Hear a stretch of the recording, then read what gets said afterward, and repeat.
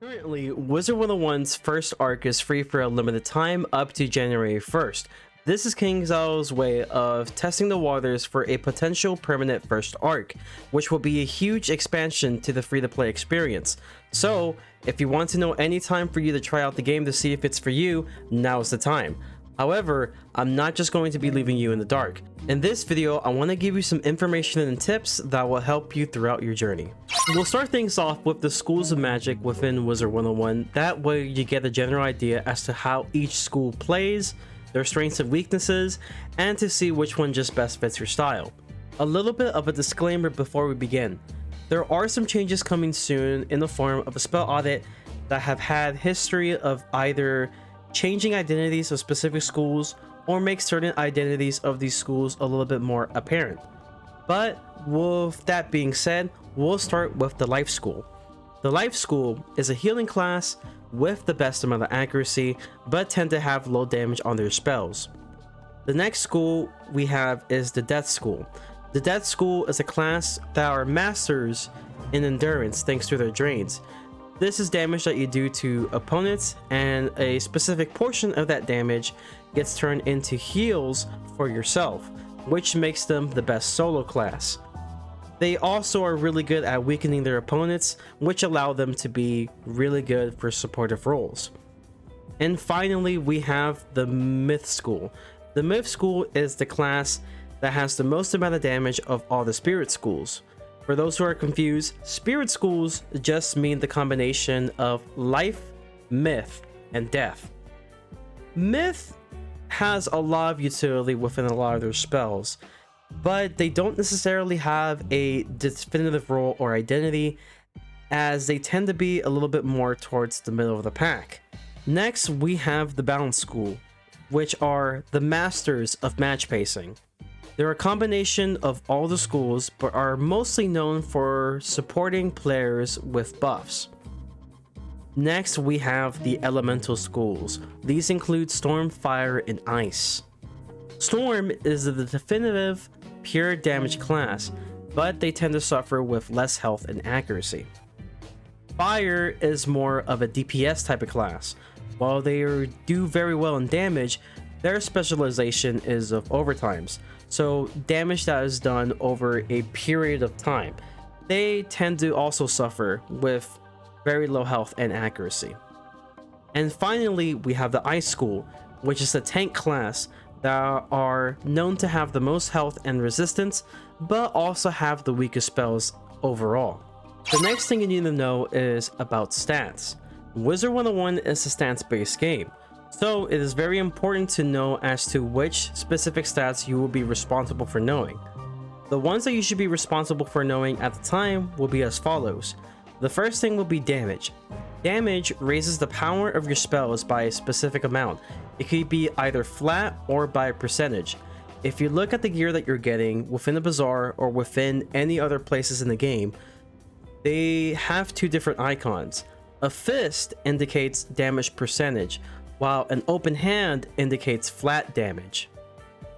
The next stat you should be aware of is resist. Resist raises your defenses against other schools by a specific amount, either by a flat amount or by a percentage.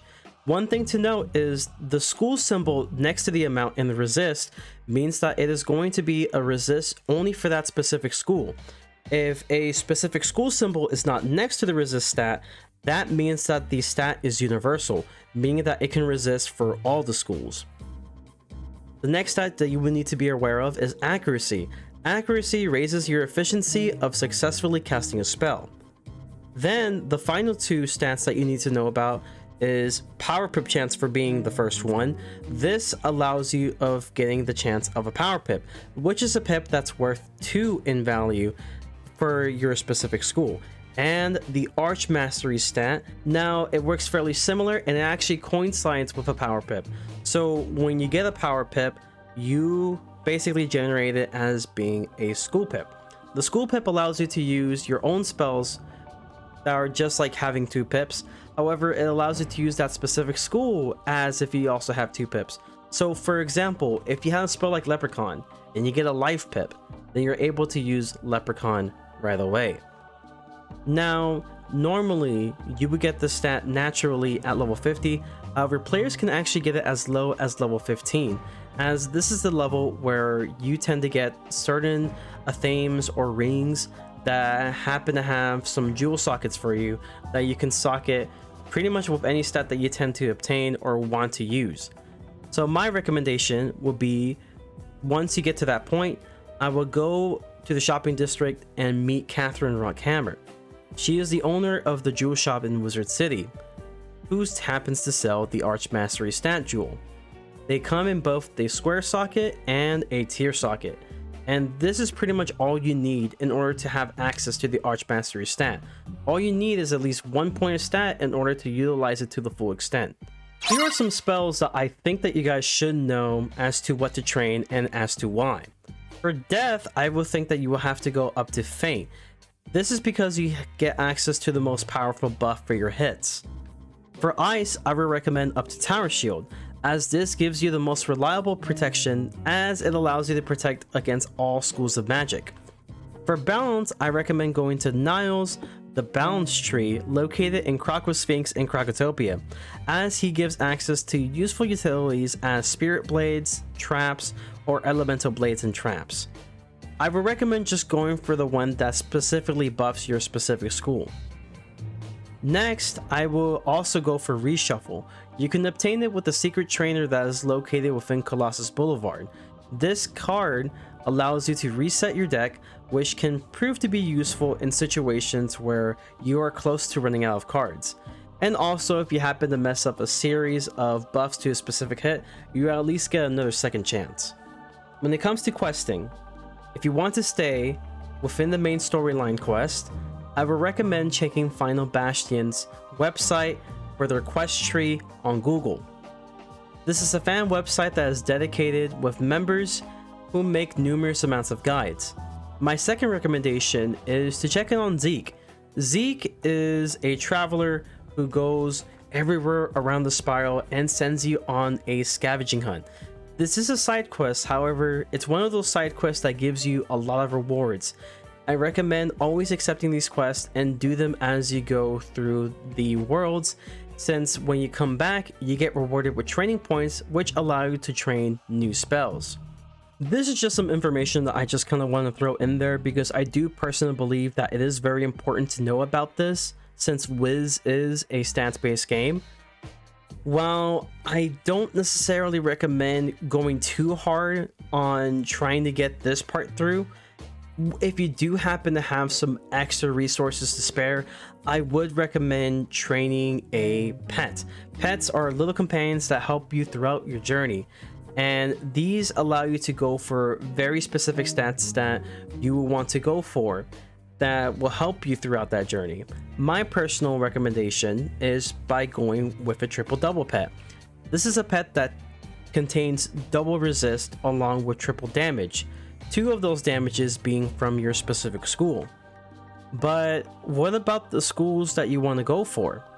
Well, here are some of my recommendations for specific school pets that you can find within the hatching kiosk, or if you happen to have someone who is nice enough to help you out and do this for cheaper. For fire, I recommend going for the Sun Serpent. This gives you access to very useful buffs and gives you a very powerful hit. For ice, I go for the Freezing Raincore, as this gives a lot of useful buffs. For storm, I would go for the Clamoring Goacher, as it gives access to very useful buffs. For balance, I would go for the Noble Kookaburra for useful buffs and a nice heal. For myth, I would go for the Myth Dactyl, which will give you access to buffs along with a very powerful enchant, which basically enhances your spell to do much more damage. For life, I will recommend the Kookaburra, as since they tend to suffer from not having an all of enemies hit very early, this is a way to get it fairly early, but it also comes with a really nice heal and a useful buff. Death, I would definitely recommend the Gloom Eye, as this gives buffs with a decent AoE. Or you can also go for the Death Dactyl, which is really good in terms of buffs. There are a couple tips that I like to give before ending off this video. The first tip I would like to give is about permanent mounts. Since you'll be doing a lot of traveling throughout your journey, it's really nice to have a permanent mount, as it allows you to travel a little bit faster. Specifically, you want to use your gold initially on trying to get yourself your first permanent mount. The way to do this is that there are some permanent mounts located within the Crown Shop's mount section. My recommendation is to go for the cheapest one, specifically the Chestnut Pony, which costs a total of 50k gold.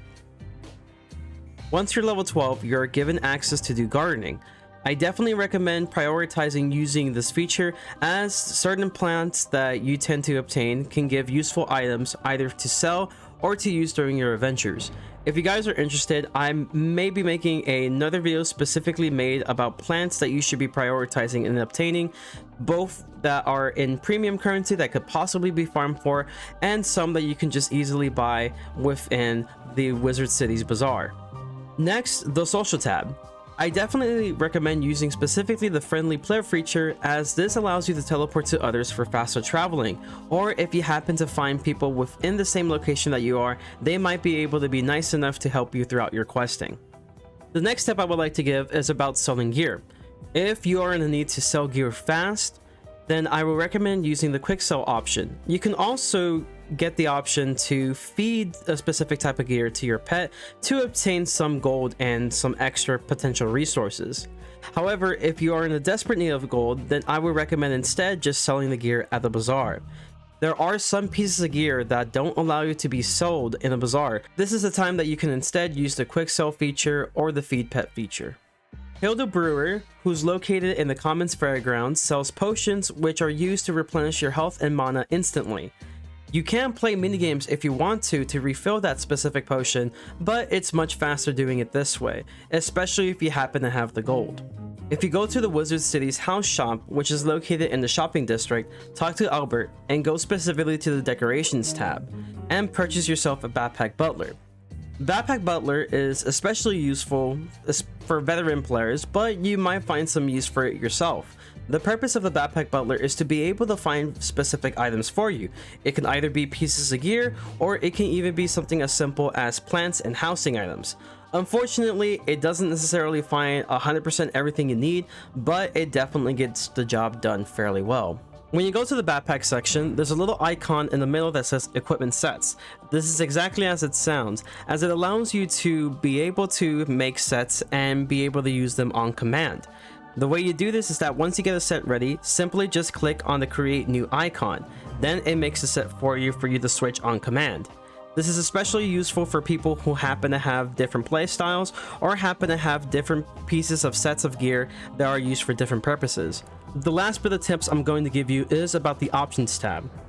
These tabs are especially useful for very specific purposes, and you should at least know about the most important ones.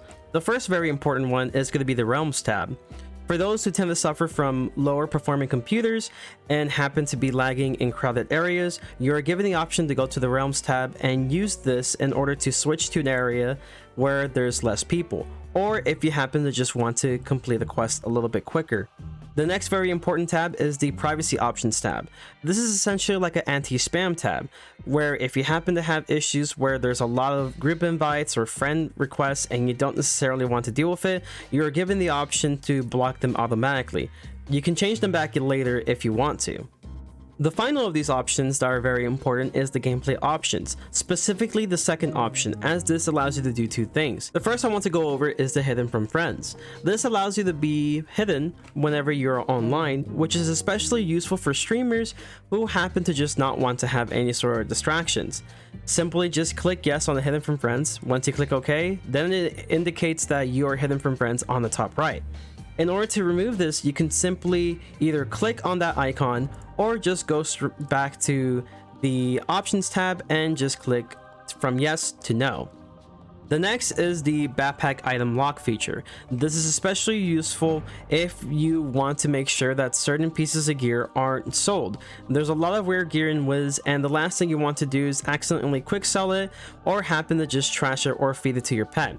All you have to do is select yes, and once you go to the backpack tab, you are now given an icon that shows a lock. This lock, by simply clicking it, will indicate if it's a locked item or an unlocked item. If you want to prevent yourself from accidentally selling or feeding, just simply click on that icon to indicate that the item is now locked. And that concludes the Arc 1 guide. I hope that you guys did enjoy today's video, as it is definitely something that I never thought I would be doing personally. There are a few things that I have left out in terms like spell elements, and that's mainly because of time. I wanted to make sure that this video is somewhat short but still stays extremely informative as much as possible. If there are some guides that you want me to make, please let me know. But the other reason is because, well, it's only going to be based on those who are doing the free-to-play experience for Arc 1. But other than that, hopefully you did enjoy. As always, make sure to leave a like, subscribe if you haven't, and always remember to stay frenzy. Peace!